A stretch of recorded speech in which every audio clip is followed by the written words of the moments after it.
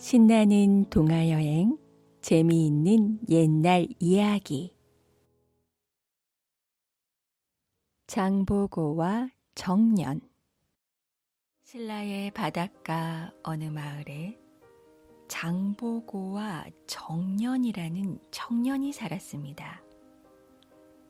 두 사람 모두 용감하고 씩씩했지만 정년이 조금 더 기운이 셌어요. 바다 밑으로 들어가 50리쯤을 숨도 쉬지 않고 헤엄칠 수 있을 정도였으니까요. 하지만 나이는 장보고가 더 많았습니다. 그래서 둘은 만나기만 하면 늘 겨루기를 했어요. 형님, 제가 훨씬 더 헤엄을 잘 치죠? 헤엄만 잘 치면 무엇하느냐? 용맹과 지혜가 있어야지. 그러던 어느 날 장보고가 정년에게 이렇게 말했어요. 이곳에서는 아무것도 할 수가 없구나. 우리 좀 더 넓은 땅으로 떠나는 게 어떨까? 모처럼 장보고와 같은 생각을 했던 정년도 고개를 끄덕였습니다. 사실 그 두 사람은 무예가 뛰어나고 용맹스러웠지만 평범한 백성이었기 때문에 높은 벼슬에 오를 수가 없었어요.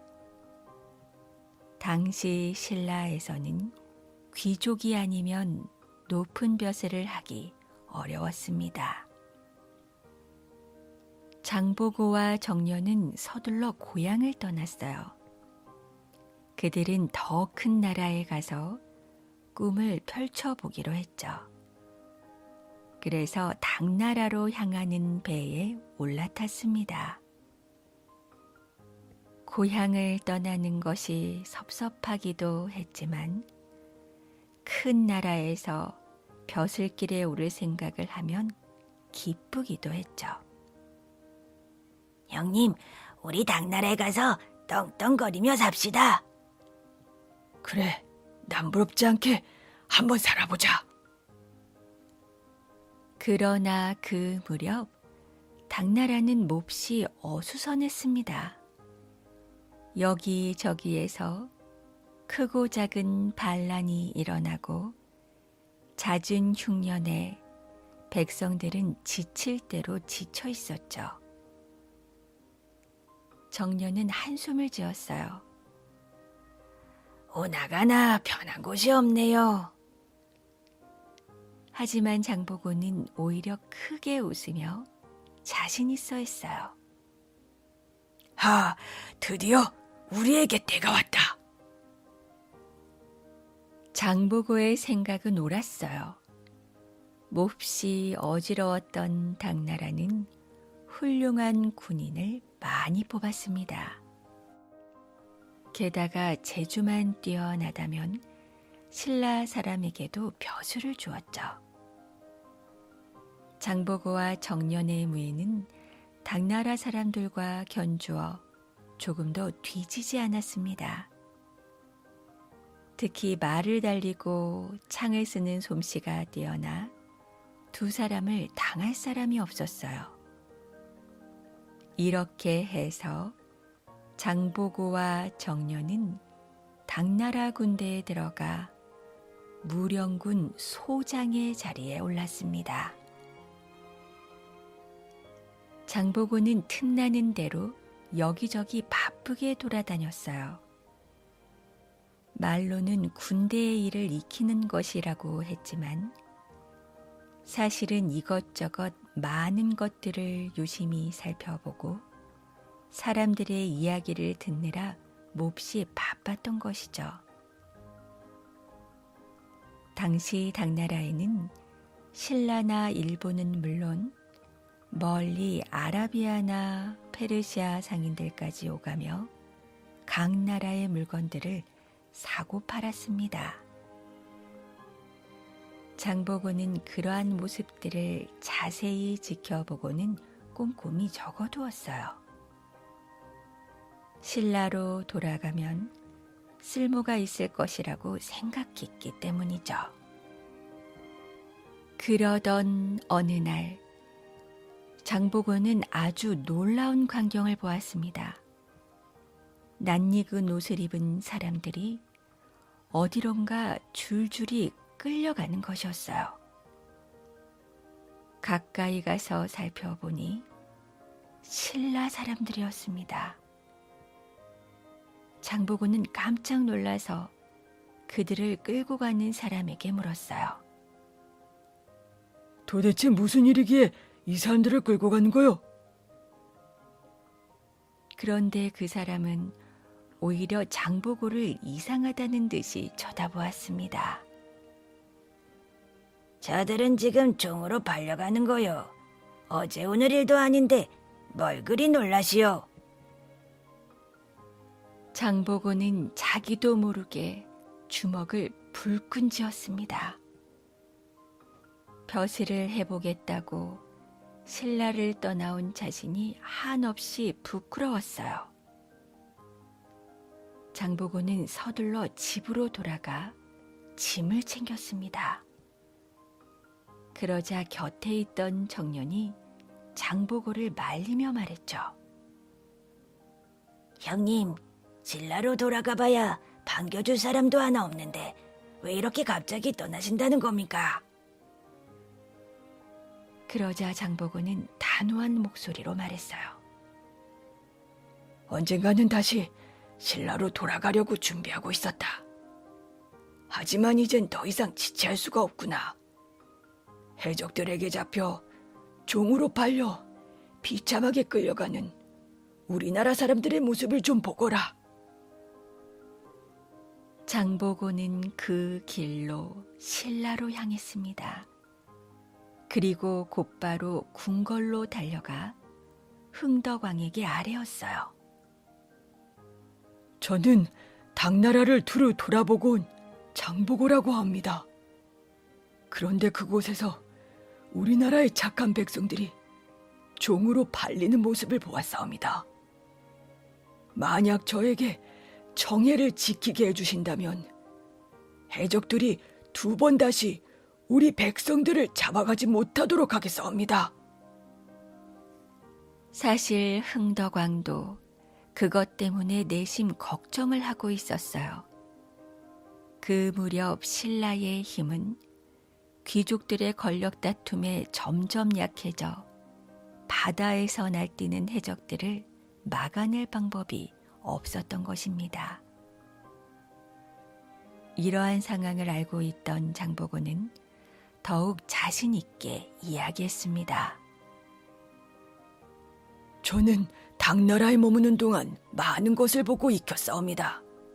바다에서 전투하는 법, 배를 다루는 법, 또 외국과 물건을 사고 파는 일 등을 직접 살피며 차근차근 배웠사옵니다.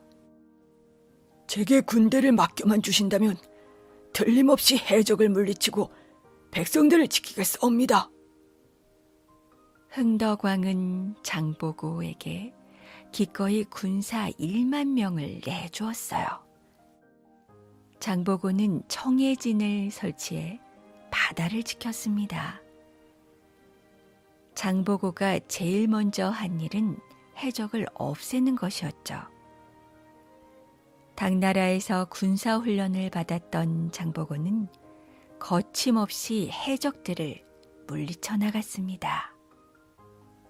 그 후 해적들이 신라 사람들을 사고 파는 일은 더 이상 일어나지 않았어요. 사람들은 해적을 물리친 장보고에게 고마워했답니다. 고맙습니다, 장군님. 장군님 덕에 저희들이 편하게 지냅니다. 하지만 장보고는 거기에서 멈추지 않았어요. 해적이 없다고 잘 살게 되는 것은 아니오. 가진 것을 빼앗기지만 않을 뿐이지.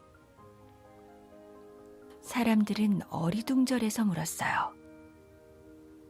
저희들 것을 빼앗기지 않으면 되었지. 그럼 남의 것을 빼앗습니까? 장보고는 어이가 없다는 듯이 웃었어요. 왜 남의 것을 빼앗을 생각을 하시오? 장사를 하면 되지. 해적들을 없앤 다음 장보고는 다른 나라와 물건을 사고 파는 장사를 시작했어요. 한편 당나라에 혼자 남아있던 정년은 하는 일마다 운이 따르지 않아 벼슬을 그만두고 굶주리고 헐벗은 채 불쌍하게 살아가고 있었습니다. 그러던 어느 날 자신의 비참한 처지를 참다 못한 정년은 가까이 지내던 당나라 장수에게 말했어요. 이제 우리나라로 돌아가 장보고 형님에게 의지하고 살아야겠습니다.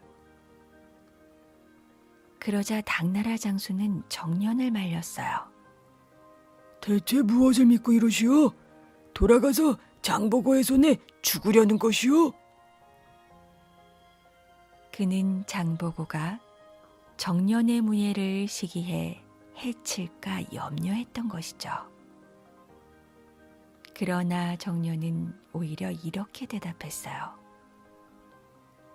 굶주리고 헐벗어 죽느니 차라리 장칼을 맞고 죽는 게 낫죠. 더욱이 고향에서 죽음을 맞이하는 게 낫지 않겠습니까? 마침내 정년은 신라로 돌아와서 장보고를 만났습니다. 형님, 저 왔습니다. 걱정했던 것과 달리 장보고는 정년을 아주 반갑게 맞았어요. 정년은 그동안의 일이 미안했습니다. 형님 죄송합니다. 계속 형님을 이기려고만 하고 형님의 깊은 뜻을 헤아리지 못했습니다. 용서해 주십시오.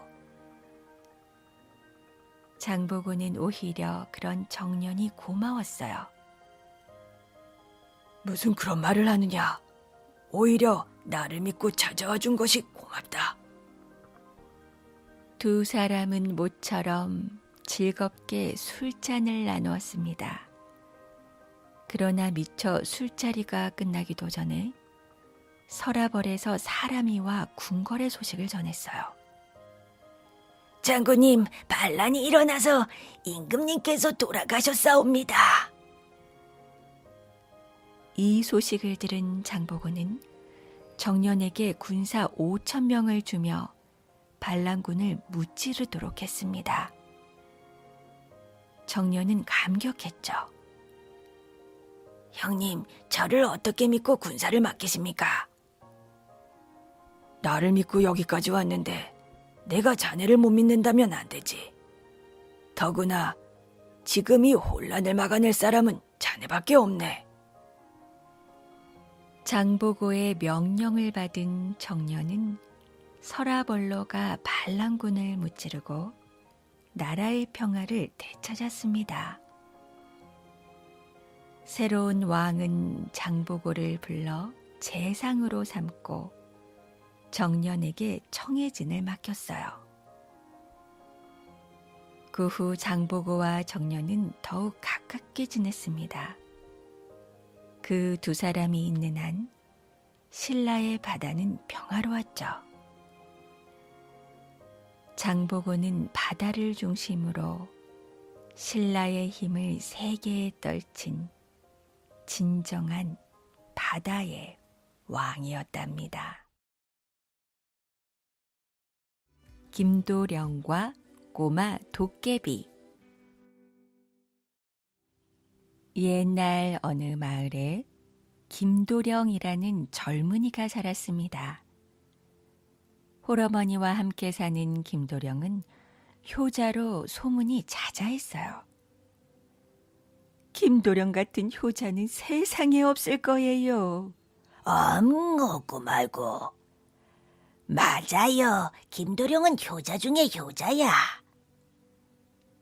마을 사람들은 늘 김도령을 칭찬했습니다. 김도령의 어머니는 남의 집 일을 해주고 품삯을 받아 간신히 살림을 꾸려 나갔지만 아들만은 훌륭하게 키우려고 마음먹고 있었어요. 얘야, 그 공부를 열심히 해서 훌륭한 사람이 되어야 한다. 네, 어머니. 김도령은 글 공부를 열심히 했어요. 그리고 날이 갈수록 의젓해져 갔죠. 그러던 어느 날 김도령의 집에 뜻하지 않은 불행이 찾아왔습니다. 어머니가 그만 병으로 자리에 누우신 것이에요. 어머니, 어디가 편찮으세요? 말씀하세요. 아니다. 너무 염려 말아라. 곧 일어날 거야. 김도령은 산에 가서 몸에 좋다는 약초를 캐다가 어머니께 다려드렸어요. 어머니, 이 약을 드시고 어서 빨리 일어나세요. 이게 웬 약이니? 제가 산에서 캐온 거예요. 김도령은 정성껏 어머니를 간호했지만 어머니의 병은 낫지 않았습니다. 그러던 어느 날 김도령이 부엌에서 저녁밥을 짓고 있는데 문 밖에 스님이 와서 목탁을 두드리며 연부를 했습니다. 우리는 가난하니까 시주를 많이 할 수는 없고, 그래, 쌀 한 바가지만 하자. 김도령은 쌀을 한 바가지 퍼들고 스님한테 갔습니다. 스님, 저희 집은 가난해서 시주를 많이 할 수 없습니다. 시주가 너무 적어 부끄럽습니다. 스님은 아무 말도 하지 않은 채 지그시 눈을 감고 연불만 외웠어요. 스님, 실은 저희 어머님이 병 중이신데 어떻게 하면 나으실지 가르쳐 주십시오. 스님은 한참 동안 연부를 외우더니 눈을 뜨고 말했어요. 과연 소문대로 효성이 지극하구나. 어머니의 병을 고치려면 내가 말하는 대로 해보아라. 네, 스님, 어서 말씀해 주십시오. 오늘 밤 도깨비와 씨름을 하거라.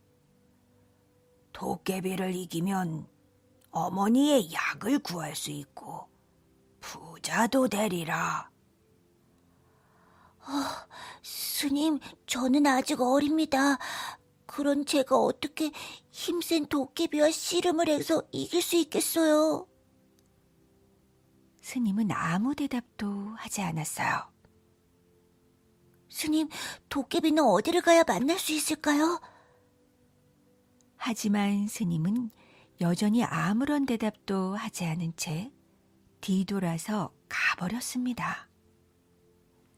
스님이 돌아가고 난 뒤 김도령은 생각에 잠겼습니다. 어른들도 무서워하는 도깨비를 어떻게 만나야 하지? 김도령은 도깨비를 만날 일이 걱정이 되었어요. 그렇지만 어머니의 약을 구하려면 도깨비를 만나야 돼. 김도령은 도깨비를 찾아갈 결심을 했죠. 어디로 가야 도깨비를 만날까? 도깨비를 만난다 해도 내가 씨름을 해서 이길 수 있을까? 김도령은 엄두가 나지 않았지만 어머니를 위해서라면 무슨 일이든 해야겠다고 생각했습니다. 문득 김도령은 어른들이 공동묘지를 지나다가 도깨비를 만났다고 하던 말들이 생각났어요. 그래, 오늘 밤 공동묘지로 가봐야겠어. 틀림없이 도깨비를 만날 수 있을 거야. 김도령은 밤이 되기를 기다렸어요. 마침내 해가 기울고 캄캄한 밤이 되었죠. 어머니, 다녀올 때가 있어요. 이 캄캄한 밤에 어디를 간다는 거냐? 어머니 약을 구해보려고요. 약방을 간다는 거냐? 돈도 없이 누가 약을 주겠니? 김도령은 어머니께 자세한 말씀을 드릴 수가 없었습니다. 어머니, 너무 염려 마세요. 김도령은 어머니를 겨우 안심시키고 집을 나섰습니다. 그렇지만 김도령의 발걸음은 아주 무거웠어요. 도깨비와 씨름을 하러 간다고 하면 어머니가 얼마나 놀라실까. 어머니가 오래 기다리시기 전에 빨리 돌아와야 돼. 멀리서 사나운 산짐승들의 울음소리가 들려왔어요. 공동묘지가 가까워지자 김도령은 무서운 생각이 들었죠. 으시시한데. 그렇지만 물러설 수는 없어. 김도령은 병석에 계신 어머니를 생각했습니다. 어머니 병을 꼭 고쳐야 돼. 김도령은 마음을 단단히 먹고 공동묘지로 들어섰습니다. 어른들의 말대로라면 틀림없이 이곳에서 도깨비가 나타날 거야. 김도령은 나무 뒤에 숨어서 도깨비가 나타나기를 기다렸습니다. 금방이라도 무덤 속에서 귀신이 튀어나올 것만 같았죠. 내가 왜 자꾸 무서운 생각만 하지? 이래서는 안 돼. 김도령이 다시 무서운 생각을 떨쳐버리고 정신을 차렸을 때였어요. 도깨비 불이다. 파란불, 노란불. 도깨비 불들이 낄낄거리며 무덤 위를 몰려다녔습니다. 밤중에 무덤에 나와 노는 것처럼 재미있는 일은 없단 말이야. 오늘도 사람을 만나면 골려줄 텐데. 도깨비 불들은 저희들끼리 신이 나서 한참 동안 짓거려댔어요. 그때 도깨비 불 하나가 쿵 소리를 내며 갑자기 땅으로 떨어졌죠. 곧이어 엉덩망아를 찧은 도깨비가 나타났습니다. 꼬마 도깨비로군. 김도령이 엿보고 있는 줄도 모르고 꼬마 도깨비는 방망이를 가지고 놀았어요. 금 나와라 뚝딱, 은 나와라 뚝딱. 꼬마 도깨비가 방망이를 두드릴 때마다 금과 은 그리고 맛있는 고기와 음식들이 차례로 쏟아졌습니다. 옳지, 저 도깨비 방망이만 있으면 어머니의 약을 구할 수 있겠구나. 김도령은 꼬마 도깨비가 가진 방망이를 빼앗을 궁리를 했습니다. 저 꼬마 도깨비라면 내가 씨름을 해서 이길지도 몰라. 저 꼬마 도깨비를 다른 도깨비들이 없는 곳으로 데리고 가서 씨름을 해야겠어. 김도령은 솔방울을 하나 따서 꼬마 도깨비에게 던졌어요. 어여, 머리에 솔방울을 맞은 꼬마 도깨비는 두리번거리며 사방을 둘러보았습니다. 누구야? 감히 도깨비의 머리에 솔방울을 던진 놈이? 꼬마 도깨비는 김도령이 숨어있는 나무 쪽으로 걸어왔어요. 뭐야, 이쪽에서 솔방울이 날아왔는데. 어느 놈일까? 이 장난을 거는 놈이. 그때 김도령은 나무 뒤에서 숲속으로 달아나기 시작했어요. 저놈이었구나. 거기서 끌어. 꼬마 도깨비는 김도령을 보고 쫓아왔습니다. 웬 꼬마가 겁도 없이 도깨비를 놀리느냐? 김도령은 숲속으로 한참 뛰어가다 갑자기 멈춰섰습니다. 그래, 이쯤이면 다른 도깨비들이 볼 수 없겠지? 김도령이 걸음을 멈추자 따라오던 꼬마 도깨비도 걸음을 멈추었어요. 이 밤중에 꼬마 놈이 산속에 왜 왔어? 꼬마 도깨비, 너와 씨름을 하려고 왔다. 뭐? 나하고 씨름을 하러 왔다고? 오늘 밤 참 재미있겠는걸? 그냥 씨름을 하면 시시하니까 내기를 하자. 내기를 하자고? 좋지. 씨름을 해서 내가 이기면 네 도깨비 방망이를 나에게 다오. 뭐? 방망이를? 그래. 꼬마 도깨비는 잠시 생각에 잠기더니 이렇게 말했어요. 내가 씨름을 해서 너를 이기면 너는 무엇을 주겠느냐? 내가 지면 나는 네가 하라는 대로 무엇이든지 다 하겠다. 꼬마 도깨비는 다시 망설이다가 말했어요. 도깨비 방망이는 어떤 일이 있어도 남에게 줄 수 없는 거야. 도깨비 방망이가 없으면 도깨비 노릇을 할 수 없거든. 그럼 너는 나와 씨름을 할 수 없구나. 너는 나에게 진 거나 마찬가지야. 뭐? 내가 졌다고? 그래, 내가 이긴 거야. 꼬마 도깨비는 화가 나서 말했습니다. 좋아, 씨름을 해보지. 그럼 네가 지면 도깨비 방망이를 나에게 꼭 주는 거지? 알았어. 그 대신 내가 이기면 넌 내가 시키는 대로 해야 돼. 알았어, 약속할게. 그렇게 해서 김도령과 꼬마 도깨비는 씨름을 시작했어요. 꼬마 도깨비는 힘이 아주 세었습니다. 김도령이 아무리 쓰러뜨리려고 해도 꼬마 도깨비는 끄덕도 하지 않았죠. 뭐야, 이런 힘을 가지고 나하고 씨름을 하자고 했냐? 꼬마 도깨비가 비웃었어요. 김도령은 점점 힘이 빠졌습니다. 큰일 났다. 새벽 달기 울기 전에 도깨비를 이겨야 할 텐데. 그때 김도령의 머릿속에 언젠가 마을 할아버지한테서 들은 이야기가 떠올랐습니다. 그래, 맞아. 도깨비는 왼쪽 다리에 힘이 없다고 했어. 왼쪽 다리를 걸어서 넘어뜨려야지. 김도령은 온 힘을 다해 도깨비의 왼쪽 다리를 걸었어요. 이 꼬마가?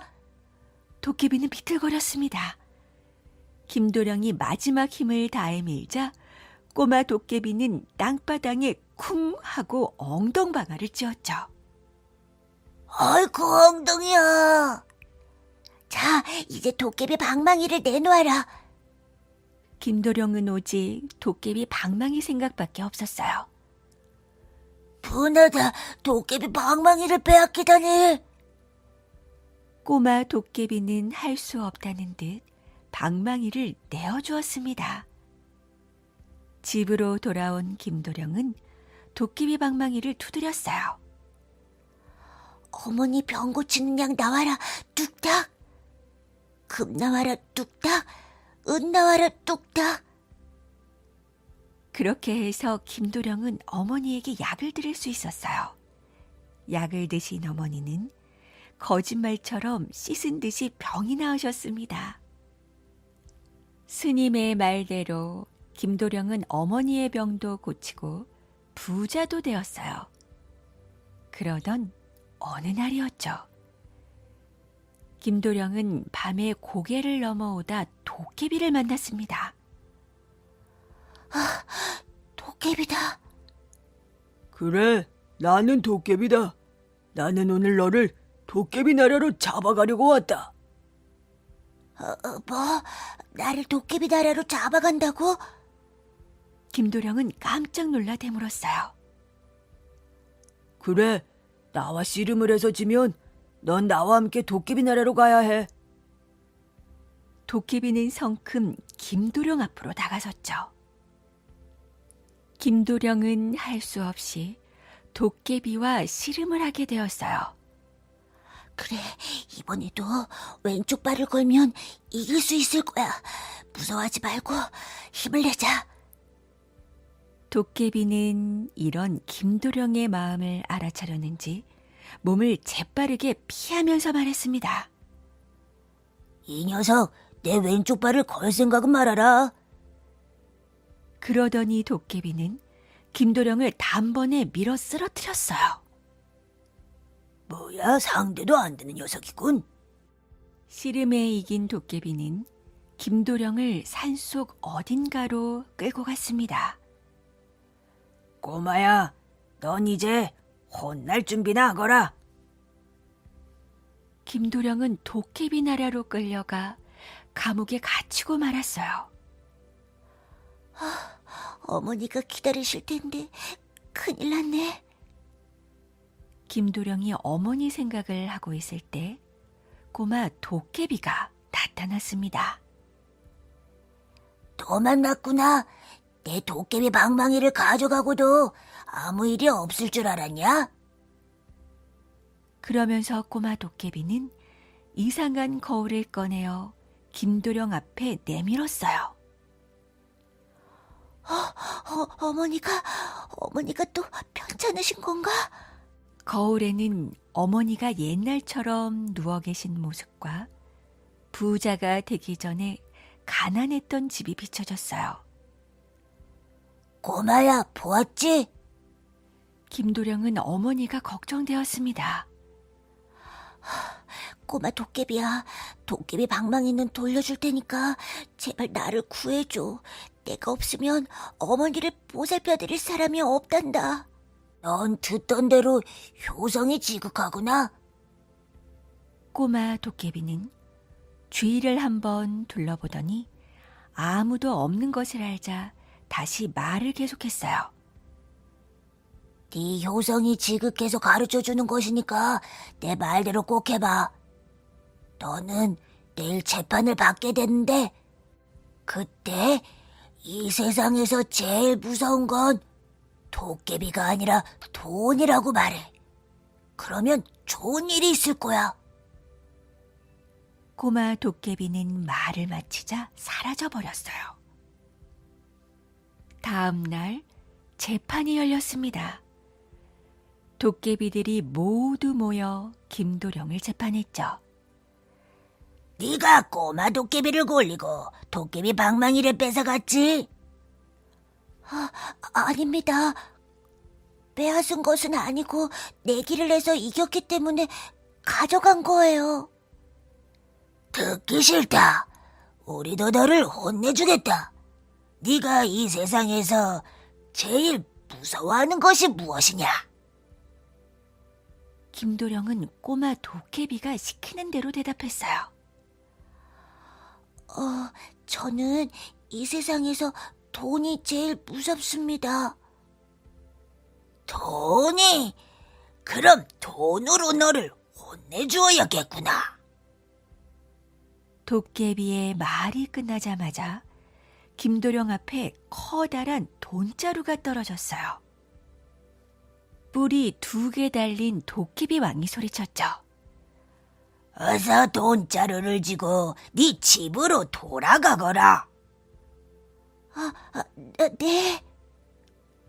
김도령은 얼른 돈자루를 둘러매고 도깨비 나라를 빠져나왔어요.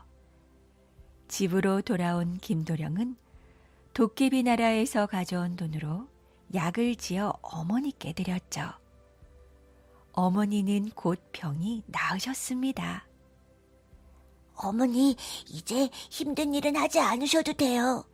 제가 도깨비 나라에 가서 도깨비들한테 돈을 많이 얻어왔어요. 도깨비들이 고맙구나.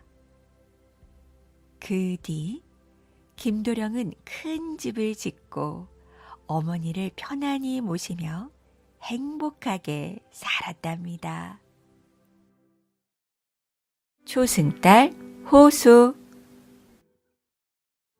중국 두낭의 넓고 넓은 고비 사막에서는 물과 풀을 찾아보기 어려웠어요. 그저 가도 끝이 보이지 않는 모래 사막뿐이었답니다. 물이라곤 야트막한 바위산 아래에 있는 조그만 샘물밖에 없었어요. 사람들은 샘 근처에 옹기종기 모여 겨우겨우 농사를 지으며 어렵게 살았죠. 그러던 어느 해 지독한 가뭄이 들었어요. 땅은 쩍쩍 갈라지고 샘물도 바싹 바싹 말랐어요. 나무도 꽃도 바짝바짝 말라 죽고 곡식도 시들시들 다 들어갔어요. 아, 목말라. 사람들도 마실 물이 없어 쩔쩔맸죠. 너울너울 하늘을 날아다니던 흰 구름 선녀가 그 모습을 보았답니다. 흰 구름 선녀는 당장에라도 비를 내려주고 싶었지만 천둥의 신 허락 없이는 비를 내릴 수가 없었어요. 이를 어쩌나 가엾어라. 흰 구름 선녀는 마음이 아파서 눈물을 줄줄 흘렸어요. 그런데 흰 구름 선녀의 구슬 같은 눈물은 땅에 떨어지자마자 도르르 샘으로 몰려들었어요. 그러더니 샘물은 넘치고 흘러 맑은 시냇물이 되었죠. 이야, 이제 살았다. 사람들은 덩실덩실 춤을 추었어요. 고마우신 흰구름 선녀님을 위해서 우리 절을 지읍시다. 사람들은 뚝딱뚝딱 아주 큰 절을 지었어요. 사람들은 절을 다 짓자 반짝반짝 빛나는 불상을 만들어 모시고 정성껏 기도를 올렸어요. 흰구름 선녀님 고맙습니다. 정말 고맙습니다. 고얀지고. 그 모습을 본 모래의 신이 펄펄 뛰며 화를 냈어요. 해마다 모래의 신에게 제사를 지내던 사람들이 그 해에는 흰구름 선녀를 모시느라 모래의 신을 거들떠보지도 않았거든요. 감히 내 땅에서 조화를 부리다니. 모래의 신은 흰구름 선녀가 괘씸하기만 했어요. 모래야 산처럼 쌓여라. 모래의 신은 시냇물 위에 모래 한 줌을 뿌리며 주문을 걸었답니다. 모래는 자꾸 쌓여갔어요. 마침내 시냇물을 가득 메우고 높고 높은 모래산을 만들었죠. 이제 시냇물은 흔적도 없이 사라졌답니다. 땅이 또다시 쩍쩍 갈라지고 나무며 꽃이며 곡식도 다 말라 죽었어요. 아이고, 이제 또 어떻게 사나? 사람들은 다시 슬피 울었어요. 어쩌면 좋아. 흰구름 선녀는 안타까워서 어쩔 줄 몰랐답니다. 하지만 흰구름 선녀는 모래의 신을 이길 수가 없었어요. 흰구름 선녀는 곰곰이 생각했어요. 옳지, 달의 여신을 찾아가 보자. 흰구름 선녀는 불이 나게 달의 여신을 찾아갔어요. 언니, 모래의 신이 심술을 부리면서 사람들을 못살게 굴고 있어요. 제발 도와주세요. 흰구름 선녀는 간절히 부탁했어요. 둘은 언니 동생처럼 가깝게 지내는 사이였거든요. 저런, 내가 어떻게 도와주면 되지?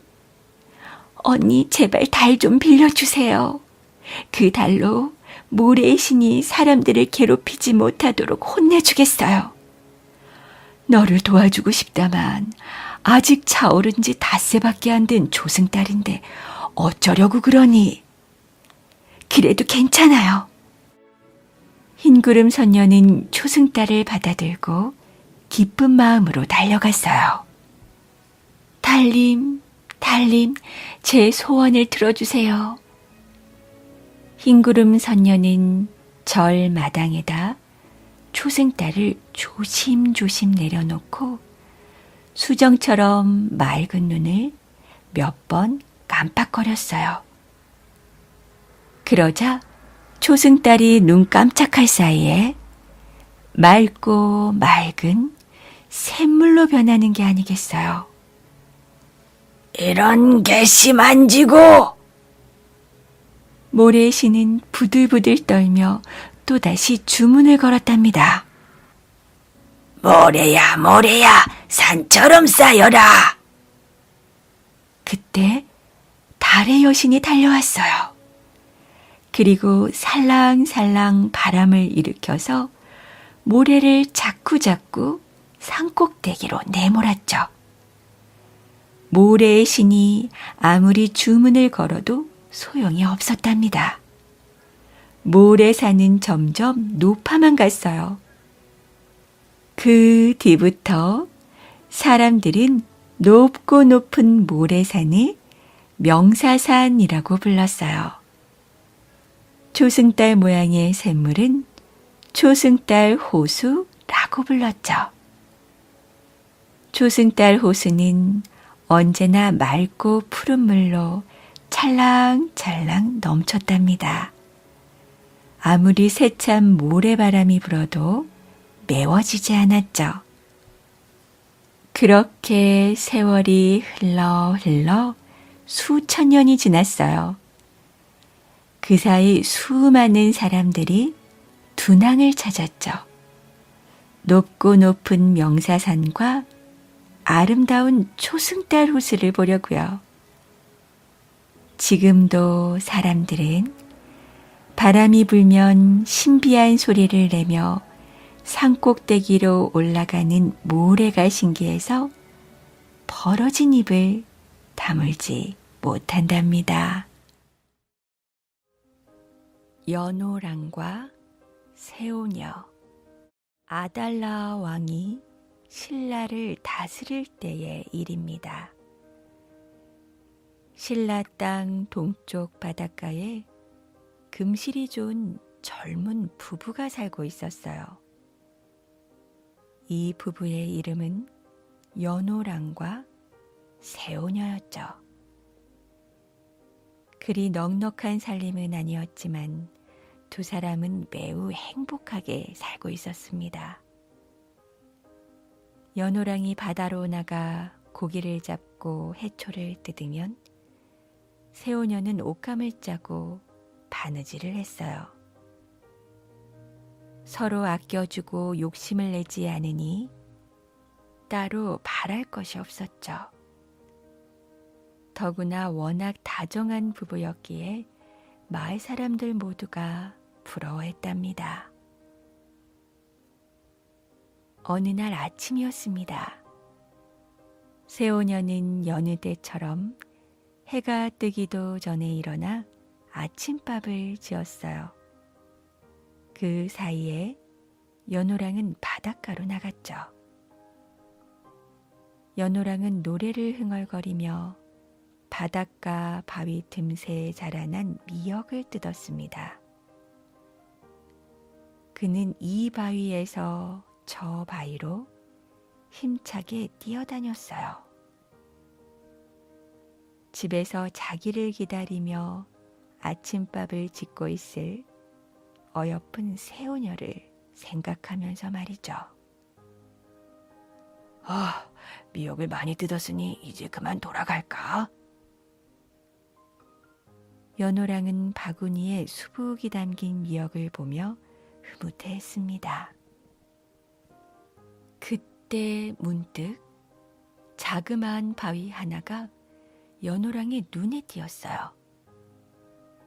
그 바위 아래로 커다란 미역들이 잔잔한 물결에 넘실거리고 있었죠. 한눈에 보아도 너무나 탐스러웠습니다. 옳지, 저기 있는 미역만 다 가지고 가야겠구나. 이렇게 생각한 연호랑은 신발을 벗었어요. 바위가 조금 멀리 떨어져 있었기 때문에 신발을 벗고 훌쩍 건너뛰는 편이 나을 것 같았거든요. 영차, 연호랑은 있는 힘을 다해 건너편 바위 위로 뛰어올랐습니다. 그때였습니다. 동쪽 하늘이 붉어지는 듯 하더니 이내 빨간 해가 바다 위로 솟아올랐어요. 와! 연호랑은 미역을 따는 것도 잊은 채 한참 동안 떠오르는 해를 바라보았죠. 해는 끝없는 수평선 위로 모습을 드러내며 주위를 온통 붉은 빛으로 물들였습니다. 바닷물은 햇살을 받아 황금빛으로 반짝였죠. 이윽고 해가 완전히 모습을 드러냈어요. 연호랑은 너무나 눈이 부셔서 해를 바라볼 수가 없었죠. 바닷물과 모래와 바위도 찬란한 햇살을 받아 그 어느 때보다 아름다웠습니다. 그런데 그때였어요. 연호랑이 서 있던 바위가 스르르 움직이는 것이었습니다. 이럴 수가, 바위가 움직이다니. 연호랑은 너무 놀라 어쩔 줄을 몰랐죠. 신발을 벗어놓은 쪽으로 다시 건너뛰려고 했지만 이미 그 바위에서 꽤 멀어져 뛸 수가 없었어요.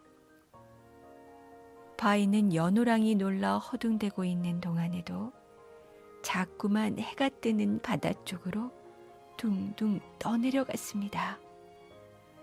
사람 살려줘요!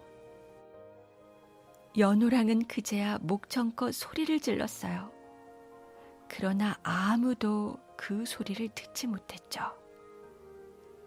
연호랑은 이내 정신을 잃고 말았습니다. 연호랑이 정신을 차린 것은 한참이 지난 뒤였어요. 연호랑은 인기척을 느끼고 깜짝 놀라 눈을 떴습니다. 이제야 정신이 드십니까? 낯선 남자들이 연호랑을 내려다보며 서 있었습니다. 차림새를 보니 외나라 사람들 같았죠. 혹시 당신들은 외나라 사람들이요? 맞습니다. 아니, 그럼 여기가 외나라란 말이요? 어떻게 이런 일이? 연호랑은 어안이 벙벙했어요. 바위가 저절로 움직인 것도 신기한 일이었고 자신이 외나라까지 왔다는 사실도 믿기지 않았으니까요. 자, 저희들을 따라오시지요. 연호랑이 두리번거리자 한 남자가 정중하게 말했습니다. 연호랑은 어쩔 수 없이 그 남자를 따라 천천히 걸음을 옮겼어요. 외나라 사람들은 바위를 타고 떠내려온 연호랑이 보통 사람이 아니라고 생각했어요. 그 무렵 외나라는 수십 개의 조그만 나라들로 흩어져 서로 다투며 싸움을 일삼고 있었죠. 왜냐하면 그 나라를 이끌어갈 왕이 없었기 때문입니다. 그러던 차에 바닷가에 나갔던 외나라 남자들이 연호랑을 발견한 것이었죠. 그들은 연호랑이야말로 하늘이 내려보는 왕이라고 생각했습니다. 이윽고 연호랑은 외나라 사람들이 모여있는 곳에 도착했어요. 그곳 사람들은 연호랑 앞에 무릎을 꿇고 말했죠. 하늘이 보낸 분이시여, 저희들의 왕이 되어 주십시오. 연호랑은 어쩔 줄을 몰랐습니다. 계속 알 수 없는 일들만 생기니 도무지 정신을 차릴 수가 없었어요. 하지만 연호랑은 외나라 사람들의 부탁을 뿌리칠 수 없었습니다. 그들은 연호랑을 하늘이 내려보낸 사람이라고 믿고 있었으니까요. 그래서 결국 연호랑은 그들의 왕이 되었죠. 한편 신라 땅에 남은 새오녀는 반나절이 지나도록 연호랑이 돌아오지 않자 바닷가로 연호랑을 찾아 나섰습니다. 연호랑님, 연호랑님 어디 계세요? 새오녀는 사방을 두리번거리며 바닷가를 헤맸어요. 하지만 아무리 목청껏 외치고 찾아보아도 연호랑의 모습은 보이지 않았죠. 대체 어디 계신 것일까? 벌써 해가 저무는데. 걱정스러운 마음에 새오녀는 바닷가를 떠나지 못했습니다. 그러다가 연호랑이 벗어놓은 신발을 발견했죠. 새오녀는 얼른 신발이 놓여있는 바위로 달려갔어요. 아니, 이렇게 신발만 남겨두고 어디 가셨어요? 새오녀는 연호랑의 신발을 가슴에 품고 눈물만 흘렸습니다. 바로 그때였어요. 연호랑이 그랬던 것처럼 이번에는 새오녀가 앉아있던 바위가 움직이기 시작했죠. 바위는 새오녀를 태우고 어디론가 쏜살같이 떠내려갔습니다. 아니 이럴 수가. 바위가 움직이다니. 누구 없어요? 저 좀 도와주세요. 새오녀는 바닷가를 향해 힘껏 소리를 질렀어요. 하지만 아무 소용이 없었죠. 바위는 흘러 연호랑이 닿았던 외나라의 서쪽 바닷가에 이르렀습니다. 이미 새오녀는 정신을 잃은 뒤였어요. 그때 연호랑은 외나라 왕이 되어 이것저것 나랏일을 살펴보고 있었습니다. 그런데 갑자기 주변이 소란스러워졌어요. 연호랑이 밖으로 나가자 신하들이 숨을 헐떡이며 말했죠. 웬 여자가 바위를 타고 서쪽 바닷가에 떠내려왔사옵니다. 차림새가 임금님과 비슷한 것으로 보아. 어서 데리고 오시오, 어서. 신하들은 바닷가로 달려가 정신을 잃고 쓰러져 있는 새오녀를 흔들어 깨워 연호랑에게 데려갔습니다. 연호랑은 새오녀를 보고 깜짝 놀랐어요. 아니 이게 어찌된 일이오? 새오녀도 눈물을 흘리며 연호랑을 바라보았죠. 살아 계셨군요.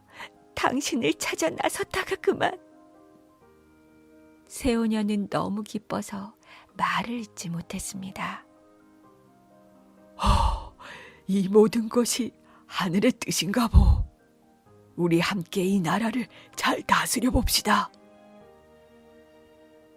연호랑과 새오녀는 두 손을 꼭 잡고 맹세했어요. 그리고 약속대로 외나라를 잘 다스렸죠. 연호랑이 왕이 된 뒤로 외나라는 늘 평화로웠습니다.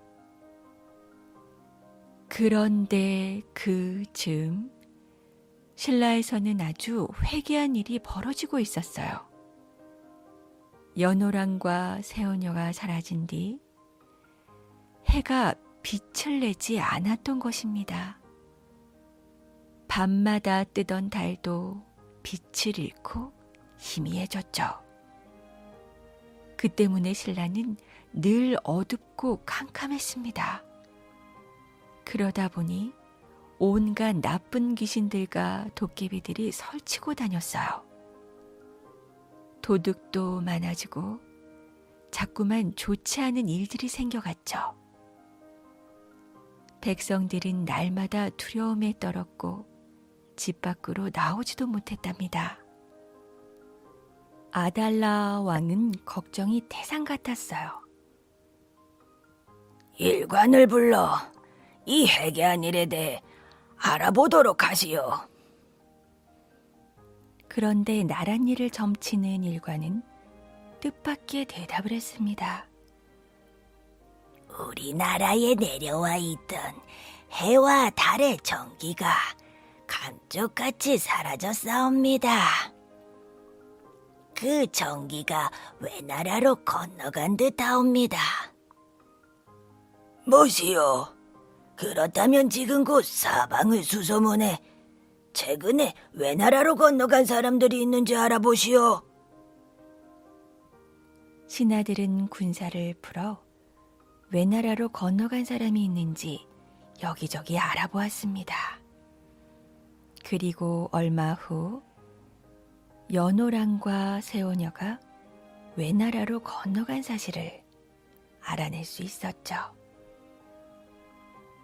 외나라로 건너간 연호랑과 세오녀가 돌아와야만 해와 달을 되찾을 수 있을 것이옵니다. 그렇다면 외나라에 사람을 보내는 수밖에 없겠소. 어서 가서 두 사람을 데려오도록 하시오. 아달라 왕은 신하들에게 명령했어요. 사신은 서둘러 외나라로 갔습니다. 그리고 연호랑을 찾아가 말했어요. 두 분이 외나라로 건너가신 뒤 신라의 해와 달이 빛을 잃었습니다. 부디 신라로 돌아와 해와 달이 다시 빛을 내도록 해주십시오. 그러나 연호랑은 점잖게 고개를 저었어요. 그럴 수는 없습니다. 내가 이곳에 오게 된 것도 어찌 보면 하늘의 뜻입니다. 하늘의 뜻을 거역할 수는 없지요. 대신 왕비가 짠 비단을 드릴 테니 그것을 가져가 하늘에 제사를 올리십시오. 그러면 반드시 해와 달이 제 모습을 찾을 것입니다. 사신은 연호랑이 건네주는 비단을 가지고 신라로 돌아왔어요. 아달라 왕은 연호랑의 말대로 세오녀가 짠 비단을 제물로 바치고 제사를 올렸습니다. 그러자 동쪽 바다 위로 찬란한 해가 떠올랐죠. 밤에는 아름다운 달이 예전처럼 환하게 빛을 냈어요. 어머나, 해가 떴어. 달도 다시 빛을 찾았네. 백성들은 너도 나도 거리로 나와 춤을 추며 좋아했습니다. 아달라 왕은 세오녀가 짠 비단을 가져오게 했어요. 이 비단은 아주 소중한 것이니 국보로 삼아 한 곳에 오래도록 보존하도록 하시오. 왕의 명령에 따라 신하들은 커다란 창고를 짓고 그곳에 세오녀의 비단을 보관했어요. 그리고 그 창고를 귀비고라고 불렀답니다. 하지만 귀비고는 오랜 세월이 지난 뒤에 없어지고 그 자리에 연못이 생겨났어요. 뒷날 사람들은 그곳을 일월지라고 불렀습니다. 그리고 아달라 왕이 하늘에 제사를 지냈던 곳을 해를 맞이한다는 뜻으로 영일현이라고 불렀답니다.